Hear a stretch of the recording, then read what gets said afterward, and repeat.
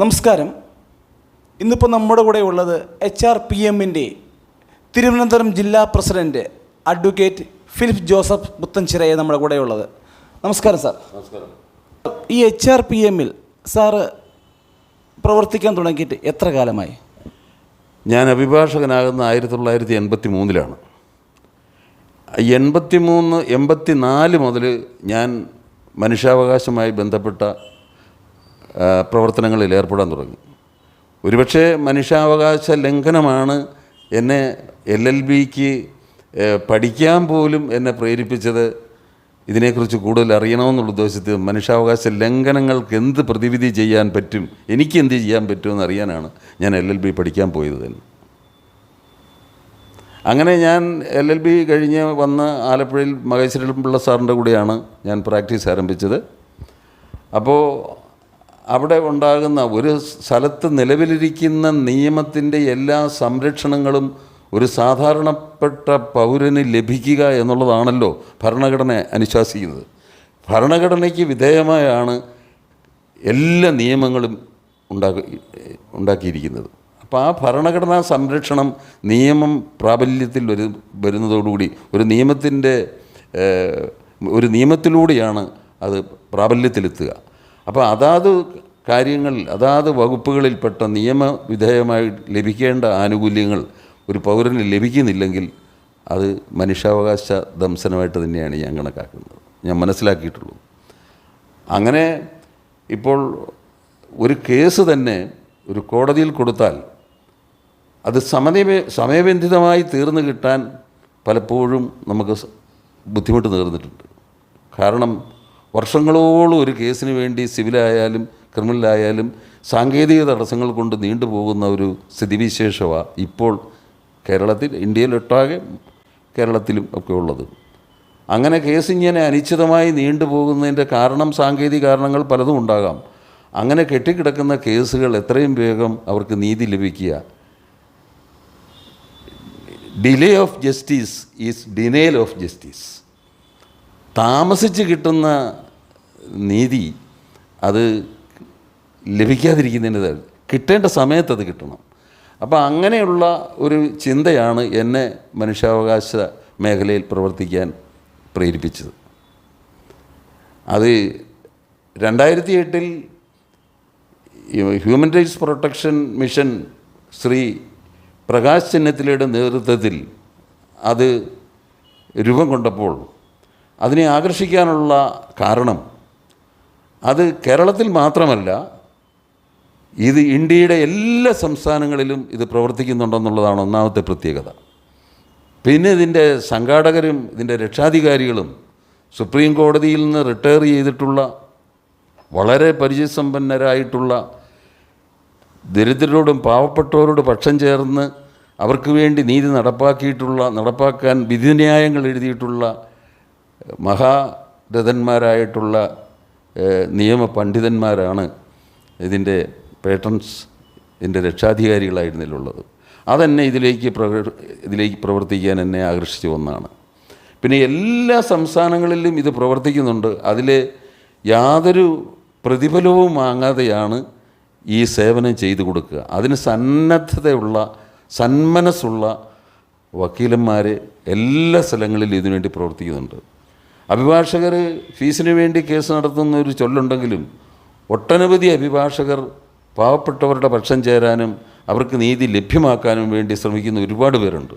അതിലൊരാളായി ഞാൻ പ്രവർത്തിക്കാൻ ആഗ്രഹിച്ചു എന്നുള്ളതല്ലാതെ പ്രത്യേകതയൊന്നുമില്ല ഇതിനകത്ത്. പക്ഷേ ഇതിൽ വന്നു കഴിഞ്ഞപ്പോൾ ഒരുപാട് ആളുകൾക്ക് ഭരണം മുതൽ ഭക്ഷണം വരെയുള്ള പ്രശ്നങ്ങളിൽ ഇടപെടാനും നീതി നിഷേധിക്കപ്പെടുമ്പോഴൊക്കെ ശബ്ദമുയർത്താൻ സാധിക്കുകയും അതൊരുപക്ഷെ ഞാൻ വക്കീലാണ് എന്നുള്ള നിലയിൽ ഞാൻ മാറി നിൽക്കാതെ ഒഴിഞ്ഞു നിൽക്കാതെ ഒരു പാവപ്പെട്ട ഒരു വ്യക്തിക്ക് പോലീസ് സ്റ്റേഷനിൽ ഒരു പരാതി എഴുതി കൊടുത്ത് അവർക്ക് ആ പരാതി എഴുതാൻ അവർക്കറിയത്തില്ല.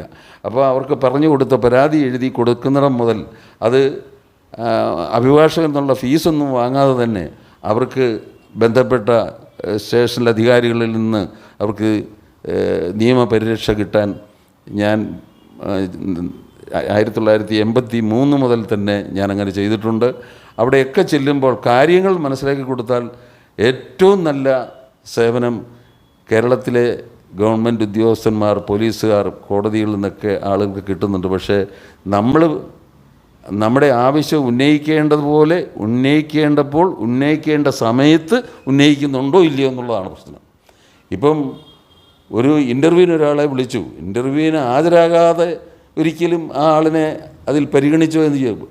ഇൻ്റർവ്യൂവിന് വിളിച്ച സമയത്ത് ഹാജരാകാത്ത ഒരാൾക്ക് ജോലി കിട്ടിയില്ല എന്നൊരു പരാതി വന്നാൽ അവനെ എങ്ങനെയാണ് സഹായിക്കാൻ പറ്റുക? ആ സമയത്ത് ഹാജരാകണം. അപ്പോൾ ഒരാൾ ഉപദ്രവേറ്റിട്ടുണ്ടെങ്കിൽ മറ്റൊരാളിൽ നിന്ന്, സഹജീവിയിൽ നിന്ന് ഉപദ്രവേറ്റാൽ നമുക്ക് പോലീസിൽ പരാതിപ്പെടാം. അപ്പോൾ ആ പരാതിപ്പെടേണ്ട സമയത്ത് പരാതിപ്പെടണമെന്നും കൂടെ ഉണ്ട്. പരാതി നമുക്ക് എപ്പോഴേലും തോന്നുമ്പോൾ നമ്മൾ കൊണ്ടൊരു പരാതി കൊടുത്തിട്ട് എനിക്ക് സ്റ്റേഷനിൽ നിന്ന് നീതി ലഭിച്ചില്ല എന്ന് പറയുന്നത് കൊണ്ട് കാര്യമില്ല. നമുക്ക് നമുക്ക് ഏതെങ്കിലും നിയമപരമായ പരിരക്ഷ കിട്ടേണ്ടതിന് അനുശാസിക്കുന്ന നിയമം, ആ നിയമം പ്രായോഗികമാക്കാനുള്ള സമയപരിധി അവിടെ പറഞ്ഞിട്ടുണ്ടാവും. അതിനുള്ളിൽ നമ്മൾ ഈ പരാതിപ്പെട്ടിട്ടുണ്ടോ എന്നുള്ള ചോദ്യമാണ് ആദ്യമുള്ളത്. അത് പറഞ്ഞ് മനസ്സിലാക്കുന്നതിനാണ് നിയമസാക്ഷരത എന്ന് നമ്മൾ ഈ പ്രസ്ഥാനം വഴി നടത്തിക്കൊണ്ടിരിക്കുന്നത്. അതുപോലെ എല്ലാ മേഖലകളിലും അവരെ നിയമപരമായി അറിയാവുന്ന കാര്യം, ഒരു റേഷൻ കാർഡ് കിട്ടിയില്ല, അത് അപേക്ഷിക്കേണ്ട രൂപത്തിൽ അപേക്ഷിച്ചിട്ടുണ്ടോ എന്ന് ആദ്യം നമ്മൾ മനസ്സിലാക്കേണ്ടത്. അപേക്ഷിക്കേണ്ട സമയത്ത്, ഗവൺമെൻറ് അതിനുവേണ്ടി കൊടുത്തിട്ടുള്ള സമയത്ത് റേഷൻ കാർഡിന് വേണ്ടി അപേക്ഷിച്ചിട്ടുണ്ടോ, അപേക്ഷിക്കാൻ പറ്റിയിട്ടില്ലെങ്കിൽ അതെങ്ങനെയാണ് അവർക്കൊരു സ്വായത്തമാക്കി കൊടുക്കാൻ പറ്റും, അതിനെക്കുറിച്ച് പഠിപ്പിക്കുകയും അത് മേടിച്ച് കൊടുക്കാൻ ശ്രമിക്കുകയും ചെയ്യുന്ന ഒരു ശ്രമമാണ് ഹ്യൂമൻ റൈറ്റ്സ് പ്രൊട്ടക്ഷനിലൂടെ ഞങ്ങൾ ചെയ്യുന്നത്. ഈ പ്രവർത്തനത്തിൻ്റെ ഒരു മേഖലയായി പറഞ്ഞത്. ഇങ്ങനെ ഇതൊരു നമ്മൾ യാത്ര ചെയ്യുമ്പോൾ ഒരു യാത്രക്കാരൻ എന്നുള്ള നിലയിൽ ഉള്ള പരിരക്ഷ ഒരു ബസ്സിലായാലും ട്രെയിനിലായാലും പ്ലെയിനിലായാലും കിട്ടിയില്ലെങ്കിലും അവിടെ അവൻ്റെ സൗകര്യം നിഷേധിക്കപ്പെട്ടിട്ടുണ്ടെങ്കിൽ അവിടെയൊക്കെ നിയമപരിരക്ഷയുണ്ട്. അത്ര സുതാര്യവും സുദൃഢവുമായ നിയമമാണ് കേരളത്തിൽ നിലവിലുള്ളത്. അപ്പോൾ അവിടെ നിയമത്തിൻ്റെ അപാകതയൊന്നും ഇവിടെയില്ല. പക്ഷേ നമ്മൾ തക്ക സമയത്ത് നമ്മൾ ശബ്ദമുയർത്തുന്നുണ്ടോ, അല്ലെങ്കിൽ അത് പ്രതിഫലിപ്പിക്കേണ്ടിടത്ത് പ്രതിഫലിപ്പിക്കുന്നുണ്ടോ, പ്രകടിപ്പിക്കുന്നുണ്ടോ എന്നുള്ളതാണ് ചോദ്യം. അതിന് പൗരന്മാരെ ബോധവാന്മാരാക്കുക എന്നുള്ളതാണ് ഈ ഹ്യൂമൻ റൈറ്റ്സ് പ്രൊട്ടക്ഷൻ്റെ ആദ്യത്തെ ദൗത്യം. അത് ഞങ്ങൾ നിയമസാക്ഷരതയിലൂടെ ചെയ്യുന്നു. രണ്ടാമത്, അവരുടെ പ്രശ്നങ്ങൾ എന്താണെന്ന് വിലയിരുത്തുന്നതിന് ഓരോ വാർഡിലും കോർ ഗ്രൂപ്പുകളുണ്ട്. അവരവിടെ നടക്കുന്ന പ്രശ്നങ്ങൾ, അവർക്കൊരു വർക്ക് ബുക്കുണ്ട്. ആ വർക്ക് ബുക്കിൽ ഏത് വാർഡിൽ എന്ത് സംഭവിച്ചു എന്നുള്ള വിവരം, എന്ത് കാര്യമാണ് അവർക്ക് ലഭിക്കാനുള്ളത്, എന്ത് വിഷമമാണ് അവർ അനുഭവിക്കുന്നുള്ള വിവരം അവിടെ രേഖപ്പെടുത്തി ആ വാർഡിൽ നിന്ന് ജില്ലയിൽ എത്തിച്ചു കഴിഞ്ഞാൽ എൻ്റെ തലത്തിൽ, ജില്ലാ കമ്മിറ്റിയുടെ തലത്തിൽ തീർക്കാവുന്ന കാര്യങ്ങളാണെങ്കിൽ ഞങ്ങൾ അങ്ങനെ തീർക്കും. ഇല്ലെങ്കിൽ സംസ്ഥാന തലത്തിൽ ഇടപെടേണ്ട കാര്യങ്ങൾ സംസ്ഥാന നേതൃത്വത്തിലുള്ളവരെ വിവരം അറിയിക്കും. അവർ ആ തരത്തിൽ അതിൻ്റെ പ്രവർത്തനം മുമ്പോട്ട്. ഇതാണ് ഇപ്പോൾ തൽക്കാലം ഞങ്ങൾ.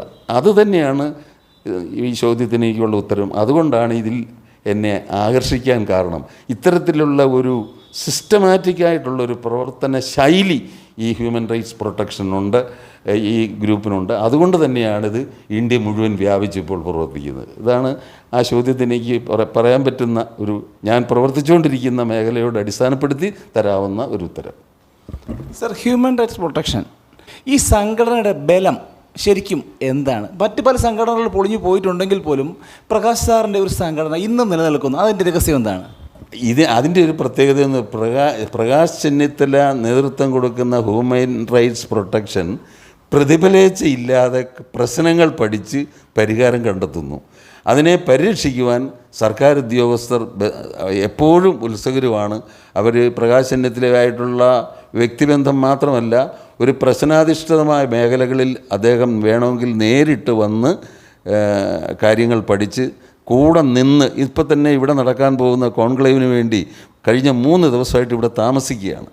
അങ്ങനെ ഒരു active involvement in the field, ഇതാണ് ഇതിൻ്റെ കാരണം, ഇത് നിലനിന്ന് പോകുന്നതിൻ്റെ. മറ്റ് പലതും എനിക്കും അറിയാം. മനുഷ്യാവകാശ സംഘടനകളുടെ പേരിൽ വന്നിട്ട് അത് ഒരു പിരിവ് സംഘടനയായിട്ടോ കടലാസ് സംഘടനകളായിട്ടോ പലതും വന്ന് മാറിപ്പോകുന്നുണ്ട്. എന്നാൽ ഇതിന് പിരിവില്ലെന്നുള്ളതാണ് സത്യം.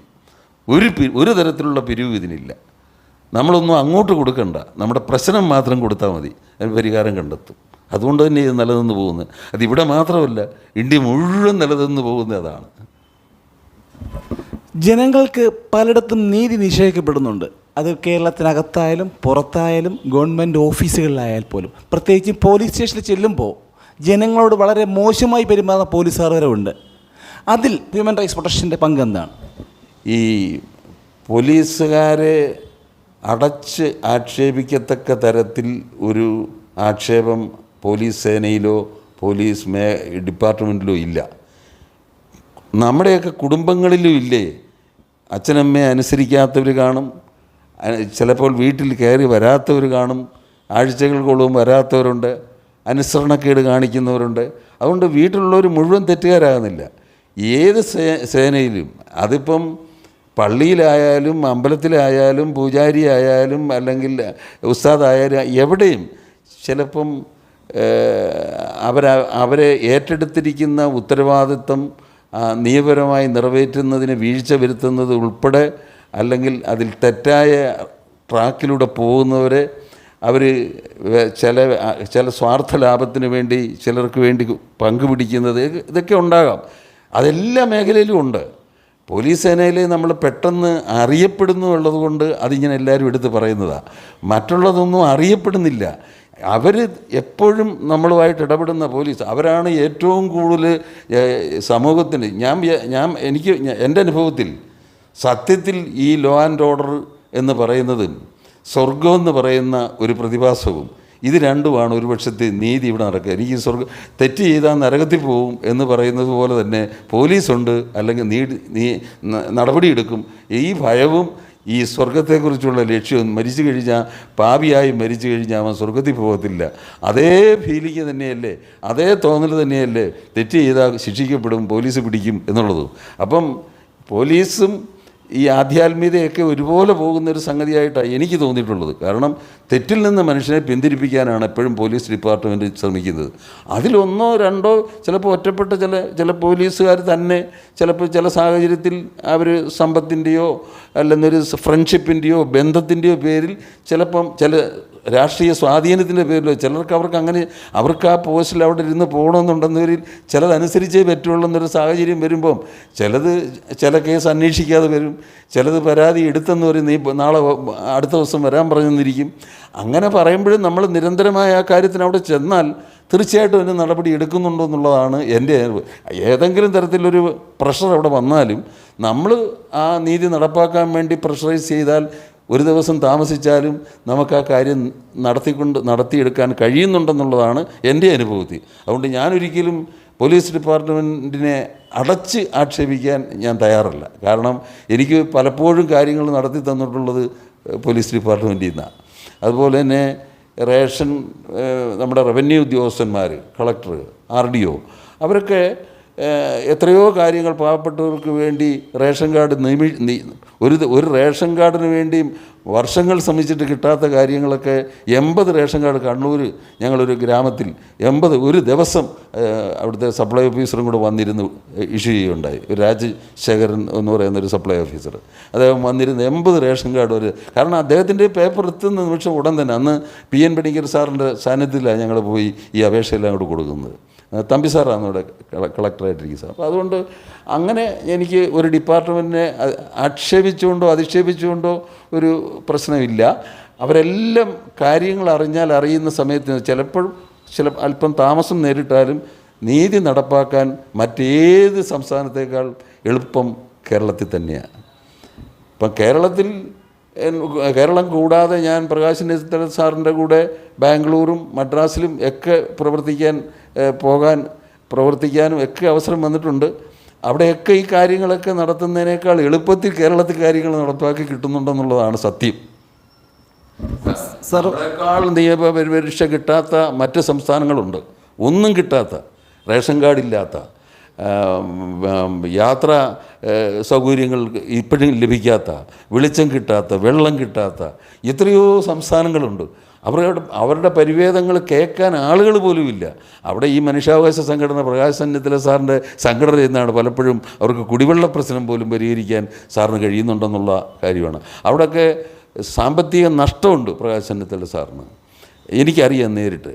ആ നഷ്ടം സഹിച്ചുകൊണ്ടും അദ്ദേഹം അവിടെ പോയി വിളിച്ചുകൊണ്ട് പോയി, നമ്മളെ കൂടെ വിളിച്ചുകൊണ്ട് പോയി, ഇന്ന് നമുക്ക് ഈ കാര്യം സാധിച്ചിട്ട് വേണം വരാൻ.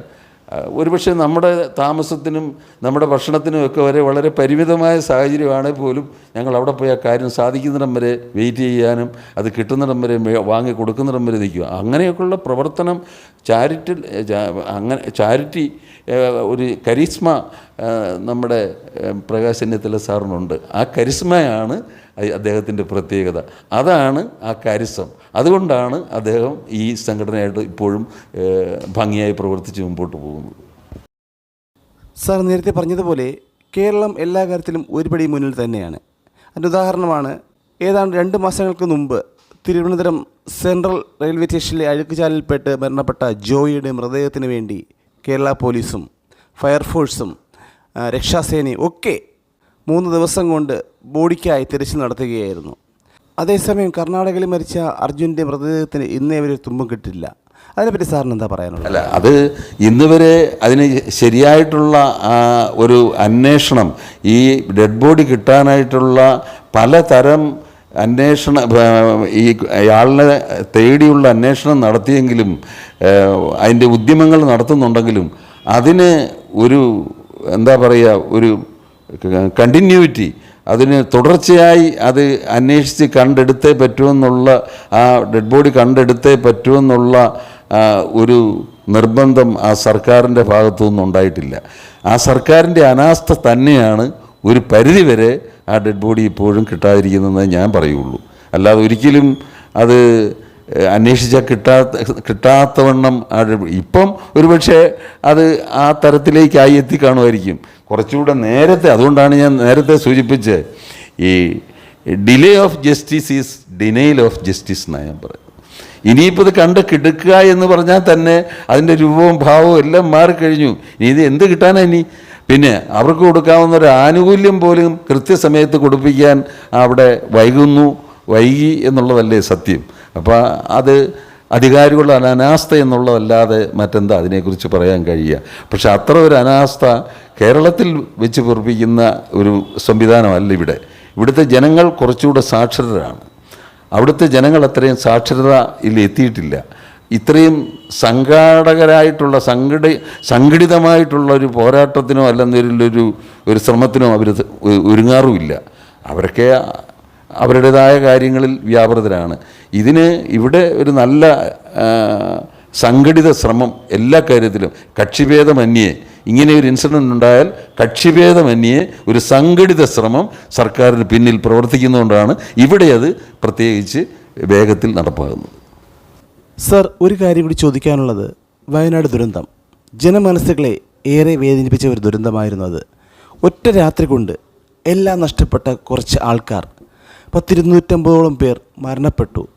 ജീവിച്ചിരിക്കുന്നവരും ഇപ്പോഴും പല അഭയാർത്ഥി കേന്ദ്രങ്ങളിലും. അവർക്ക് വേണ്ടി HRPMൻ്റെ ഭാഗത്തുനിന്ന് എന്ത് സഹായമാണ് ഉണ്ടായത്?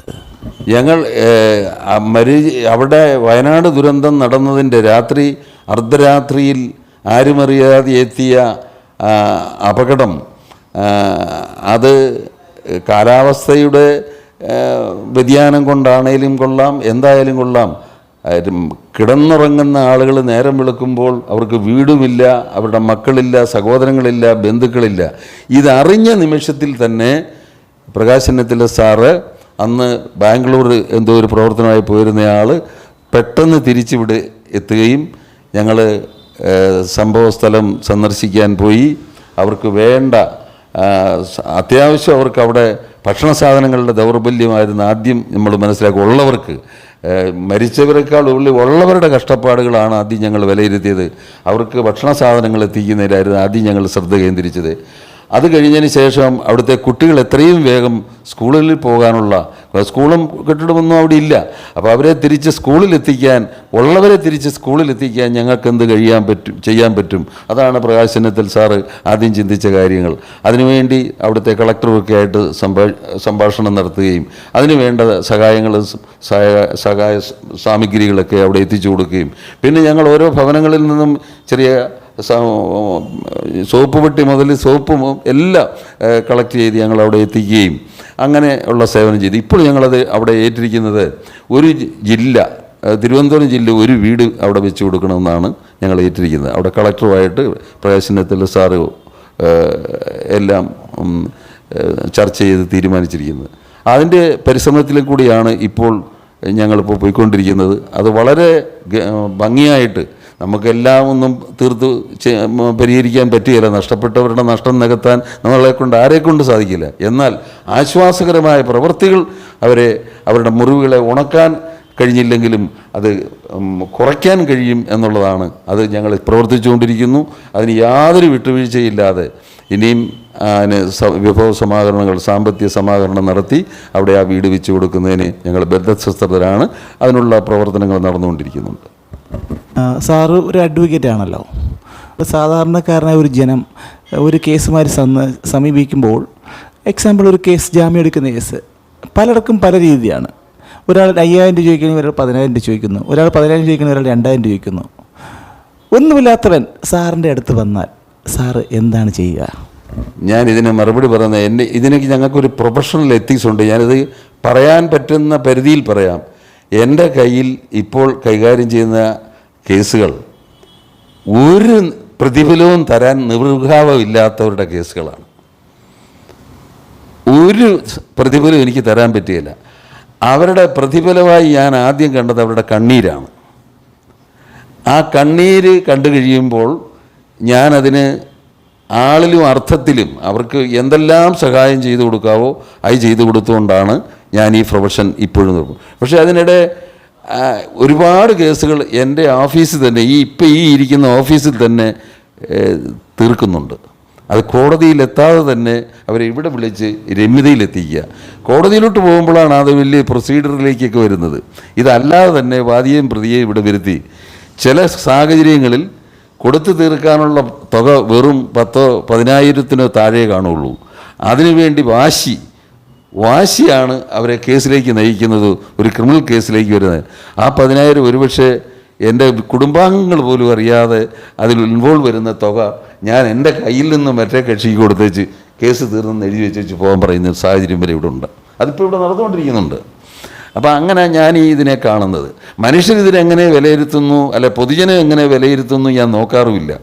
എൻ്റെ കയ്യിൽ വരുന്ന ആളുകൾ അവരെ പീഡിപ്പിക്കാതെ, അവരെ ഒന്നാമത് അവർക്കൊരു കേസായിപ്പോയി, അതിൻ്റെ പുറത്ത് കൂനിൻപേ കുരുവാകാത്ത പരുവത്തിൽ അഭിഭാഷകർ എന്ന് പറയുന്നത് ഇങ്ങനെ സേവനം ചെയ്യുന്ന ആളുകളാണെന്നൂടെ അവർക്ക് ബോധ്യം വരുത്തി കൊടുത്താണ് ഞാൻ മിക്കവാറും വിടാറുള്ളത്. എന്നെക്കുറിച്ച് അപവാദങ്ങൾ ഉണ്ടായിട്ടില്ല എന്ന് ഞാൻ പറയുന്നില്ല. എങ്ങനെയൊക്കെ പ്രവർത്തിച്ചാലും ഒരു സമൂഹത്തിൽ അപവാദങ്ങൾ ഉണ്ടാകും. പ്രത്യേകിച്ച് ഞാൻ ആലപ്പുഴ ജില്ല വിട്ട് ഇവിടെ വന്ന് താമസിക്കുന്നതുകൊണ്ട് ഒത്തിരി അപവാദങ്ങൾ ഉണ്ടാക്കാൻ, പല രീതിയിലും ഉണ്ടാക്കാനും സാധ്യതയുണ്ട്. അതൊക്കെ വരും, അത് എവിടെ ചെന്നാലും ഉണ്ടാകും. അത് നമ്മൾ തൻ്റെ ഇടത്തോടുകൂടി ഫേസ് ചെയ്യണം, മുമ്പോട്ട് പോകണം. നഷ്ടം സഹിച്ചും മറ്റൊരാളെ സ്നേഹിക്കുമ്പോഴാണ് ആ യഥാർത്ഥ സ്നേഹം എന്ന് പറയുന്നത്. നഷ്ടപ്പെട്ടുകൊണ്ട് വേണം. എനിക്കെന്തെങ്കിലും ഒരു നഷ്ടം സംഭവിച്ചിട്ട് ഞാൻ സ്നേഹിക്കുന്നു എന്ന് പറഞ്ഞാൽ നഷ്ടമില്ലാത്തൊരു സ്നേഹമില്ലെന്നുള്ളതാണ് എൻ്റെ. അപ്പം ആരെങ്കിലും എന്നെ നഷ്ടപ്പെടുത്തിയിട്ടുണ്ടെങ്കിൽ എനിക്ക് സ്നേഹമുണ്ടെന്ന് തെളിയിക്കാൻ പറ്റും. എന്നിട്ട് ഞാനത് ഫൊർഗീവ് ചെയ്യുന്നു, അത് ക്ഷമിക്കുന്നു. അപ്പം എനിക്ക് സ്നേഹമുണ്ടെന്ന്, അതൊരു ടെസ്റ്റ് ഡോസാണ്. നഷ്ടം സഹിച്ച് സ്നേഹിതനെ നേടുക. ഏതെങ്കിലും സാഹചര്യത്തിൽ നഷ്ടം ഉണ്ടായാൽ അല്ലെ ഉണ്ടാക്കിയാൽ അത് സഹിക്കാനുള്ള സന്മനസ്സുണ്ടെങ്കിൽ അവന് സ്നേഹമുള്ളവനാണ്. അതാ സ്നേഹം. അപ്പോൾ ആ സ്നേഹം എനിക്ക് കൂടുതൽ ഉണ്ടെന്നും, അല്ലെങ്കിൽ ആ സ്നേഹത്തിൽ മറ്റുള്ളവർ പ്രവർത്തിക്കാൻ കഴിയുന്നുണ്ടെന്നുള്ളത് ഞാൻ എനിക്ക് കിട്ടിയ ഫോർമേഷൻ, അത്തരത്തിലുള്ള ഫോർമേഷനാണ് കാത്തലിക് ഫോർമേഷൻ എനിക്ക് കിട്ടിയിട്ടുള്ളത്. അങ്ങനെ ആയതുകൊണ്ടായിരിക്കാം ഞാൻ അങ്ങനെ ചിന്തിക്കുന്നത്.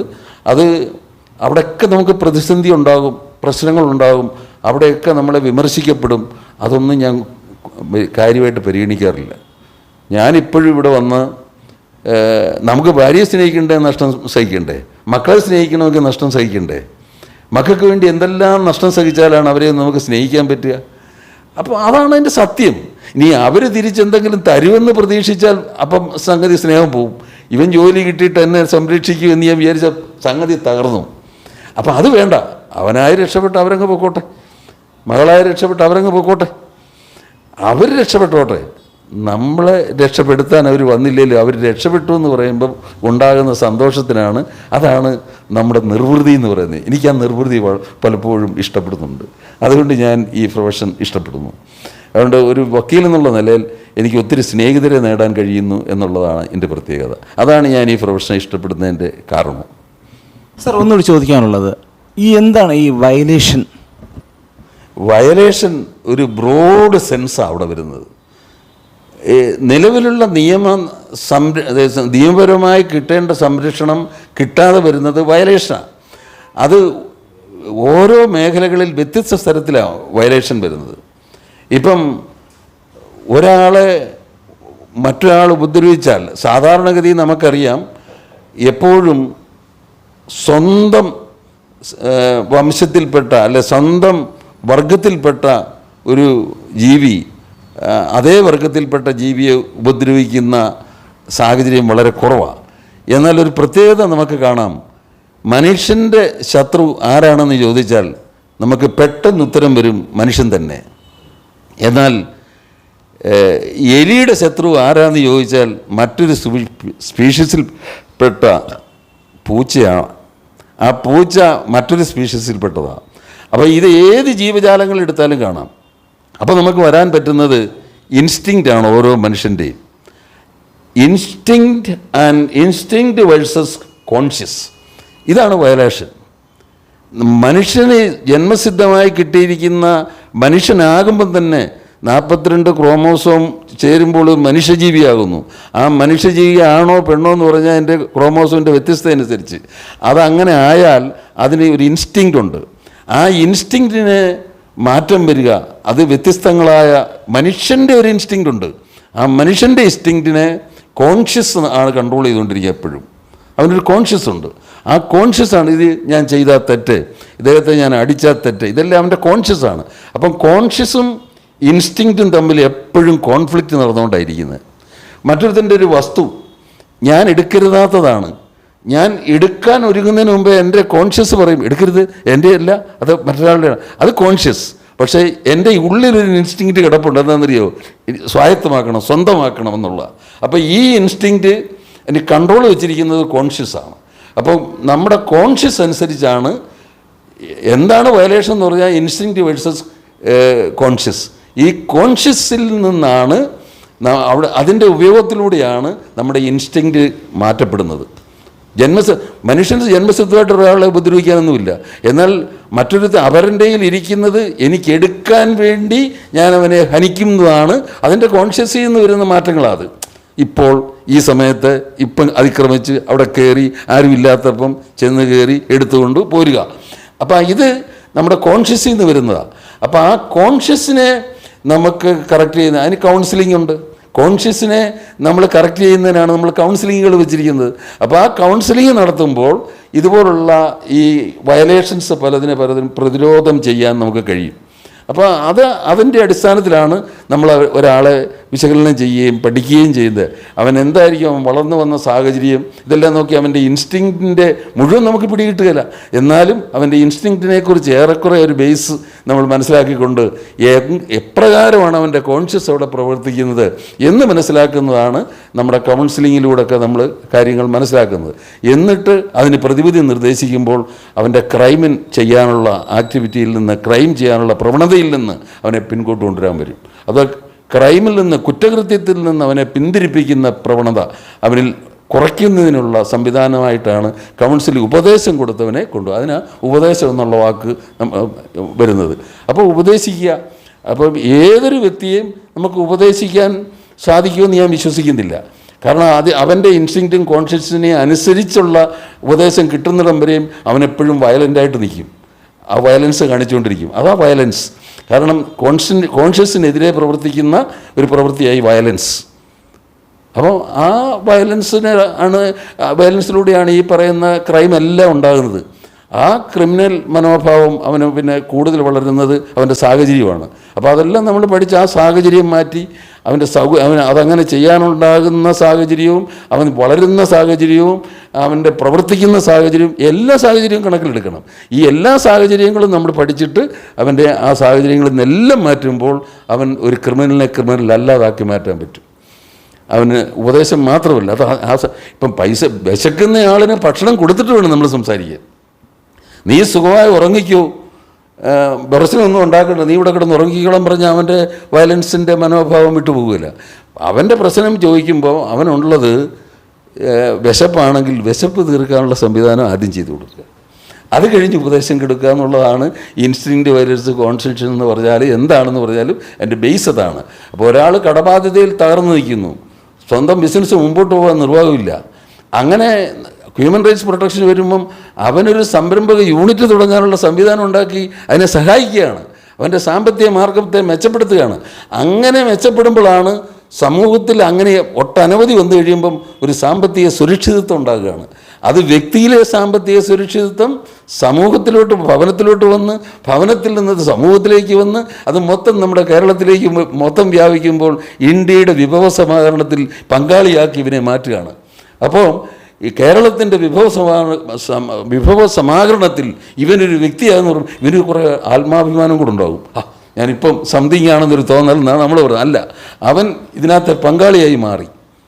അവനെ ആ തരത്തിലേക്ക് നമുക്ക് കൊണ്ടുവരാൻ കഴിയുന്നു. അത് ഹ്യൂമൻ റൈറ്റ്സ് പ്രൊട്ടക്ഷനിലൂടെ ഞങ്ങളുടെ പ്രവർത്തനങ്ങളിലൂടെ വളരെ സുന്ദരമായിട്ടാണ് ഞങ്ങളുടെ MSME ഡിവിഷൻ പ്രവർത്തിക്കുന്നത്. അതിന് കാര്യക്ഷമമായ പ്രവർത്തനം ചെയ്യുന്ന ആളുകളുമാണ് അവിടെ പ്രവർത്തിച്ചുകൊണ്ടിരിക്കുന്നത്. ഇതിൻ്റെ സംസ്ഥാന സമിതിയിലും കേന്ദ്ര സമിതിയിലും ഒക്കെ ഉള്ളവർ അത്രമാത്രം സഹിക്കാനും ത്യാഗം ചെയ്യാനും മറ്റുള്ളവർക്ക് വേണ്ടി തയ്യാറുള്ളവരാണ് ഇതിൽ പ്രവർത്തിക്കുന്നത് കൊണ്ട് ഈ സംഘടനയ്ക്ക് അതുതന്നെയാണ് അതിൻ്റെ പ്രത്യേകത. കാരണം ഇവിടെ എല്ലാ നിയമപരമായ വളരെ ഉന്നത സ്ഥാനങ്ങളിൽ നിന്ന് റിട്ടയർ ചെയ്തവരാണ് ഇതിനെ ഉപദേശം തന്നുകൊണ്ടിരിക്കുന്നത്.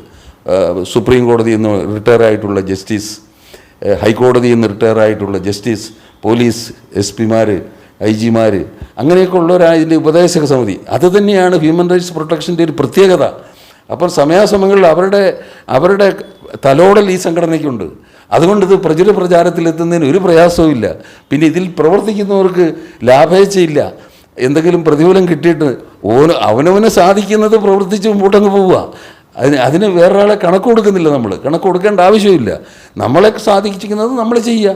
ആരോട് കണക്ക് കൊടുക്കാനാ? സമൂഹത്തിന് വേണ്ടി പ്രവർത്തിക്കുന്നതിന് ആർക്ക് എന്ത് ചെയ്യാനാ? ആര് പറയാൻ കാത്തിരിക്കാനാ?